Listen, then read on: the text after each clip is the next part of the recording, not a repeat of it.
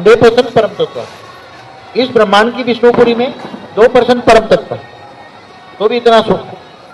जब आत्मा बहुत सुख भोग लेती है तो सुख रोग लग जाता है। क्या होता है?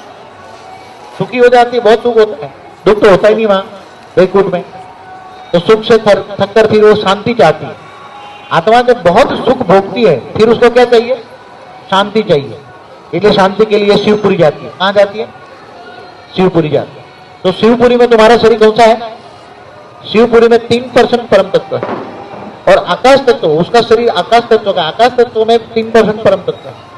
आकाश परम आकाश तत्व है। क्या है?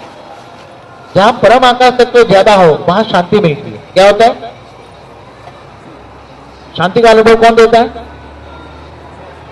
आत्मा जब निसंकल्प अवस्था होती है तब उसका सूक्ष्म शरीर चार्ज होता है, और जहां परम आकाश तत्व होता है ज्यादा तो महाकारण शरीर होता है। क्या होता है?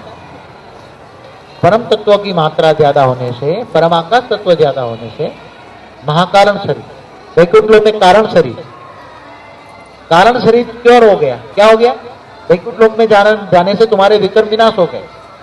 तुम्हारे विकर्म जो 3 तत्वों में विकर्म विनाश किए तुमने, तुम्हें नॉलेज मिला। नॉलेज मिलने से वैकुंठ लोक में जाने की शक्ति आई, तुम वैकुंठ लोक चले गए, इसलिए आकाश तत्व हो गया।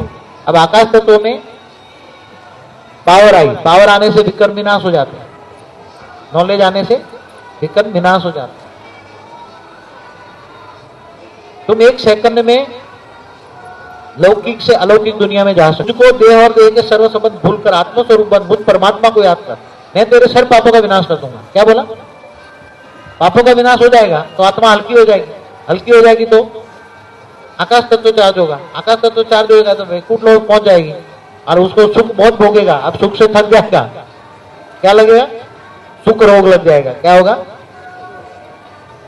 बहुत सुख भोगा तो क्या करेगी आत्मा? उसको शांति चाहिए। क्या चाहिए? परम शांति। क्या चाहिए? परम सुख। और क्योंकि वैकुंठ लोक में परम सुख तो नहीं कह सकते, मगर सुख है, मगर उसको शांति चाहिए, तो शिवपुरी चली जाएगी आत्मा। शिवपुरी में 3% परम आकाश तत्व है। परम आकाश तत्व आता है तो थोड़ी शांति होती है, और परम धाम में चली जाए आत्मा तो आत्मा कैवल्य अवस्था, आत्मा निराकार हो जाती है। वहां शरीर नहीं होता, आत्मा निराकार हो जाती है। आत्मा निराकार होने से क्या होता है? निराकारी आत्मा क्या होती है? परम धाम में आत्मा चली जाए तो परम धाम में आत्मा निराकार होती है, उसको कैवल्य अवस्था कहते हैं। केवल ज्ञान, ज्ञान स्वरूप, उसको सारा ज्ञान है, निराकार है। तो आत्मा क्या बन गई? परम धाम में जाने से आत्मा